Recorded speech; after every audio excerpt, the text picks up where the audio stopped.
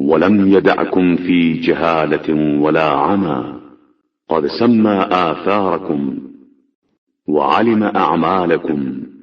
وكتب آجالكم وأنزل عليكم الكتاب تبيانا لكل شيء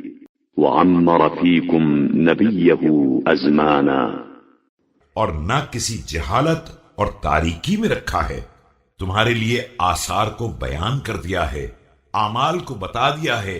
اور مدت حیات کو لکھ دیا ہے، اور وہ کتاب نازل کر دی ہے جس میں ہر شے کا بیان پایا جاتا ہے، اور ایک مدت تک اپنے پیغمبر کو تمہارے درمیان رکھ چکا ہے، حتى أكمل له ولكم فيما أنزل من كتابه دينه الذي رضي لنفسه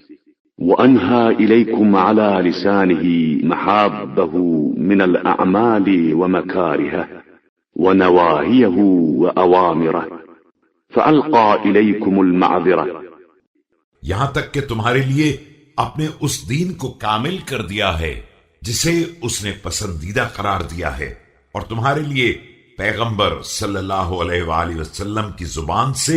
ان تمام اعمال کو پہنچا دیا ہے جن کو وہ دوست رکھتا ہے یا جن سے نفرت کرتا ہے، اپنے اوامر و نواہی کو بتا دیا ہے اور دلائل تمہارے سامنے رکھ دیے ہیں،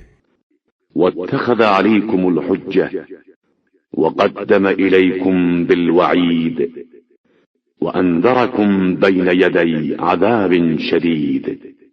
فاستدركوا بقية أيامكم واصبروا لها أنفسكم، اور حجت تمام کر دی ہے اور ڈرانے دھمکانے کا انتظام کر دیا ہے اور عذاب کے آنے سے پہلے ہی ہوشیار کر دیا ہے، لہذا اب جتنے دن باقی رہ گئے ہیں انہی میں تدارک کر لو اور اپنے نفس کو صبر پر آمادہ کر لو،